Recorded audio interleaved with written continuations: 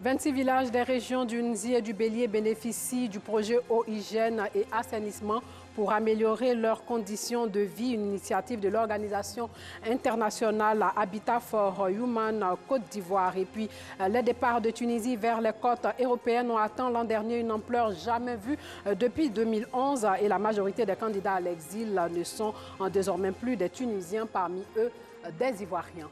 Bonsoir et bienvenue dans le journal. Lancement du projet dénommé Eau, Hygiène et Assainissement dans le village de Kwakou-Lekikro dans la sous-préfecture de Daoukro. L'idée, faire des forages et construire des latrines scolaires afin d'assurer de meilleures conditions sanitaires et d'hygiène aux populations. 26 villages des régions du Nzi et du Bélier vont donc bénéficier de ce projet soutenu par l'organisation internationale Habitat for Human Côte d'Ivoire. Le projet a été lancé par le Lions Club Abidjan Kalao en collaboration avec les clubs Lions de Abidjan Phoenix et Abidjan Étoile. La Pagasoro connaît des Madangui. Kwakou-Lekikro, village situé à environ 28 km de la ville de Dimbokro, dans la région du Nzi, abrite le lancement de la deuxième édition du projet Eau, Hygiène et Assainissement. Ce projet, initié par le Lions Club Abidjan Kalao, vise à construire des points d'eau, des latrines, des forages dans 26 villages des régions du Nzi et du Bélier au centre de la Côte d'Ivoire. Objectif, améliorer les conditions de vie et d'hygiène des populations de ces localités. Certains ménages s'approvisionnent dans les marigots où l'eau est polluée. Certains centres de santé ou établissements scolaires sont sans toilettes. Favoriser l'accès à l'eau, l'hygiène et l'assainissement par la construction d'un forage, la réhabilitation de 28 points d'eau et la construction de 10 blocs latrines scolaires de 6 cabines chacun. Nous venons d'obtenir un nouveau financement avec l'agence coréenne de coopération COICA pour la mise en œuvre d'un projet qui prévoit la construction de 16 nouveaux forages et l'appui à 50 villages pour devenir FDAL. FDAL signifie fait de défécation à l'air libre. Chers amis Lyon, je tiens à vous dire un grand merci pour vos dons à nos jeunes frères élèves, nos enfants. C'est donc une grâce que vous avez. Il faut en prendre soin. Plus de 14 000 personnes vont bénéficier de ce projet à caractère social. Pour les populations de Kwakou-Lekikro, la réalisation de ces infrastructures sanitaires et d'assainissement dans leur village, un véritable soulagement. Nous vous demandons de nous construire une clôture à notre belle école. Nous construire un point d'eau non loin des latrines pour faciliter l'usage et l'entretien de celle-ci. Nous vous promettons que nous ferons bon usage. Les travaux de construction de ces infrastructures d'hygiène, sanitaire et d'assainissement dans les 26 villages des régions du Nzi et du Bélier vont durer 8 mois. Sachez que la Fédération des familles pour la paix mondiale, section Côte d'Ivoire, une organisation qui œuvre pour la paix, met en mission plus de 200 couples. Ils vont œuvrer à s'aimer la paix dans leurs familles, tribus, villages et aussi dans la société. Une façon pour cette organisation d'apporter sa pierre à l'édification de l'harmonie et la cohésion dans le pays. La cérémonie dénommée bénédiction en mariage s'est déroulée récemment dans la ville de Yamoussoukro, dans le centre du pays. Alassane Drabo. La bénédiction des couples est une cérémonie initiée par le révérend Moon et son épouse pour une paix durable et une stabilité dans les foyers. Plusieurs nations se sont inscrites dans cette dynamique. Cette année, en Côte d'Ivoire, plus de 200 couples issus de la Fédération des familles pour la paix mondiale et universelle ont reçu la bénédiction depuis la Corée du Sud à travers l'Internet. Les mariés ont salué cette initiative du révérend San Myang Moon et de son épouse, le docteur Hak Jahan Moon. Selon eux, la paix commence par une stabilité dans le couple. Richard Begré, président de la Fédération des familles pour la paix mondiale et l'unification, section Côte d'Ivoire, a demandé aux différents couples de placer Dieu au centre de leurs activités. Pour lui, toutes les nations doivent s'inscrire dans la recherche de la paix. Plus de 6 000 participants de 120 nations ont suivi cette cérémonie de bénédiction depuis la Corée du Sud. 300 kits alimentaires ont été remis à plusieurs veuves du quartier Campement. C'est dans la commune de Koumassi, un geste de la Fondation internationale Veuves d'Afrique Kissa Kone qui œuvre pour l'autonomisation de la femme et la valorisation des veuves. C'est un soulagement pour ces 300 veuves démunies de la cité Houphouët-Boigny de Koumassi Campement. Elles reçoivent ce jour 300 kits alimentaires des mains de la Fondation internationale Veuves d'Afrique. Kissa Kone et ses membres sont venus apporter un soulagement à ces personnes en difficulté. La distribution que nous avons faite aujourd'hui est une distribution générale que nous avons commencé depuis quelques mois. Comme nous le savons, généralement quand une femme perd son époux, aux premières heures, tout le monde est présent. Et 1 mois, 2 mois après, quelques jours après, tout le monde disparaît. Et cette veuve est laissée pour compte. Avec souvent une famille énorme face à ces réalités, je pense qu'il faut jeter un clin d'œil à l'endroit de ces veuves. Pour la porte-parole des récipiendaires, cet acte est un véritable soulagement. Les autorités coutumières et religieuses de la cité Houphouët-Boigny de Koumassi Campement ont exprimé leur reconnaissance. Cette venue de la Fondation des femmes des veuves d'Afrique ce matin ne m'étonne pas. Alors la chefferie tout entière, dirigée par le chef Kofi Massenet, dit grand merci à cette fondation. Je remercie du fond du cœur Madame la fondatrice des Veuves d'Afrique. C'est donc qui vont permettre de prendre soin de nous et s'occuper de nos enfants.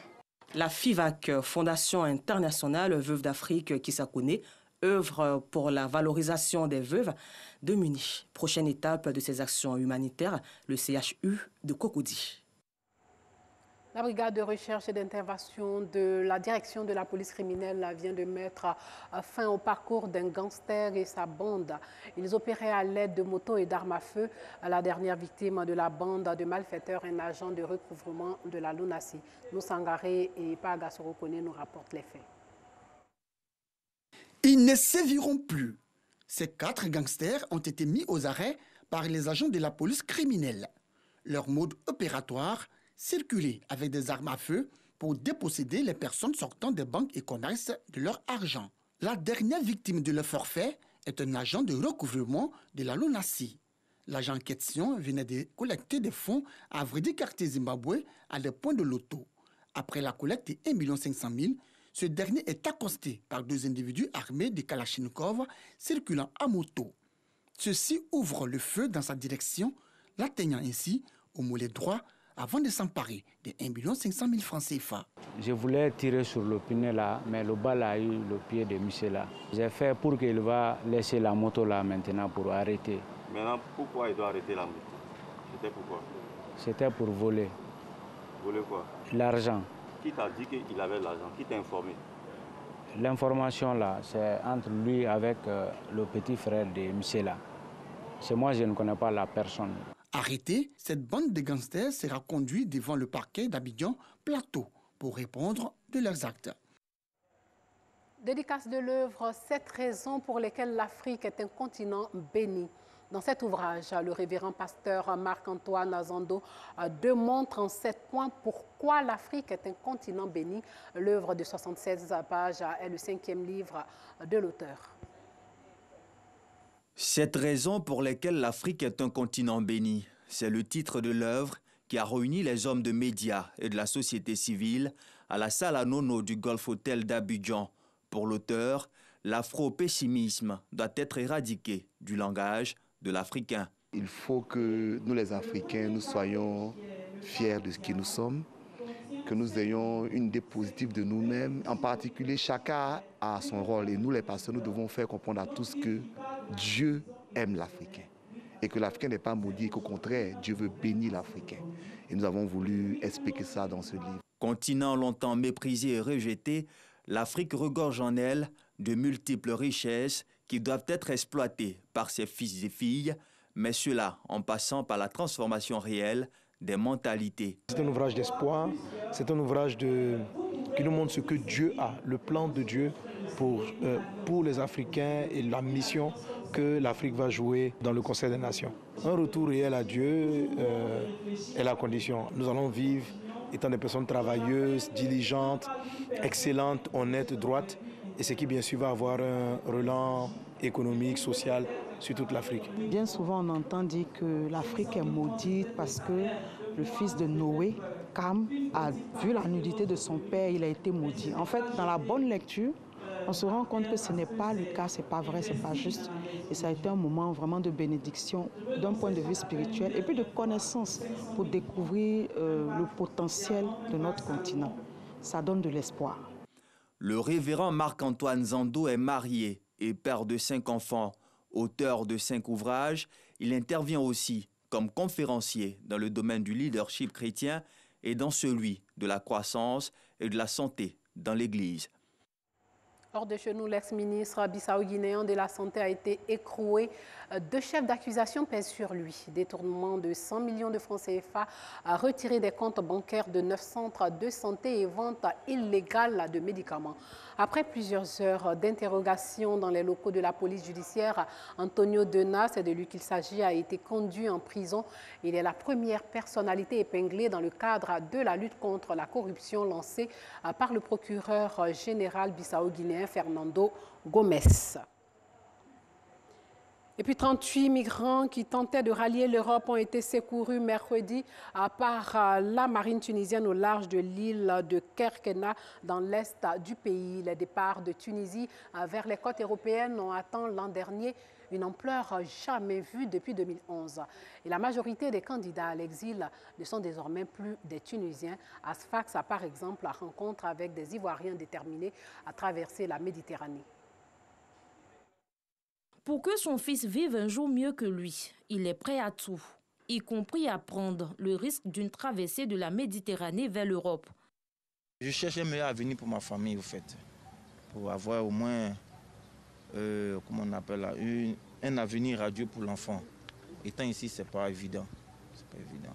Ici, c'est la Tunisie, où Inao Steve est employé dans une boulangerie. Il doit travailler plus que ses collègues tunisiens pour un salaire très bas. Rien à voir avec les promesses qui l'avaient poussé à quitter la Côte d'Ivoire avec sa famille. Même cruelle désillusion pour Prista. Venue en Tunisie en 2014 pour poursuivre ses études, elle se retrouvait femme de ménage et a découvert le racisme.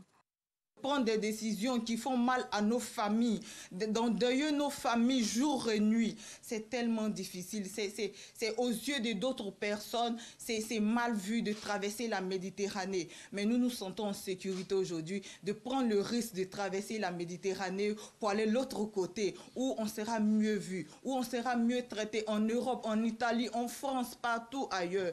La Tunisie, c'est trop difficile. Les départs de Tunisie ont atteint l'an dernier un pic inédit depuis 2011. La majorité des candidats à l'exil sont désormais des étrangers. Selon cette association basée à Sfax, les migrants subsahariens seraient 20 000 en Tunisie, originaires surtout de la Côte d'Ivoire. Quand les subsahariens arrivaient ici, ce n'était pas forcément pour la traversée. Il y a beaucoup qui venaient en Tunisie pour travailler. Mais on ne leur a pas dit la vérité. Ce qu'on leur a promis, quand ils étaient au pays, on leur a promis des salaires énormes. Il y a certains même qui ont vendu leur commerce, qui étaient bien placés là-bas. Quand ils sont arrivés ici, ils se sont rendus compte qu'on leur a carrément menti. Difficile pour eux de s'intégrer dans un pays où la pandémie n'a fait qu'aggraver une situation économique déjà sombre. À moins de 80 jours des JO, le Japon prolonge l'état d'urgence instauré depuis la fin avril pour lutter contre la maladie à coronavirus. Les restrictions sanitaires vont être prolongées de 3 semaines et étendues à de nouveaux départements du pays, dont celui de Tokyo, censé accueillir les Jeux olympiques cet été. 2 départements supplémentaires vont par ailleurs rejoindre ce dispositif et au total, dans le monde, au moins 3,2 millions de personnes sont mortes de la maladie à coronavirus depuis la fin 2019. Voilà, c'est sur cette information que s'achève ce journal. Merci de l'avoir suivi. Portez-vous bien.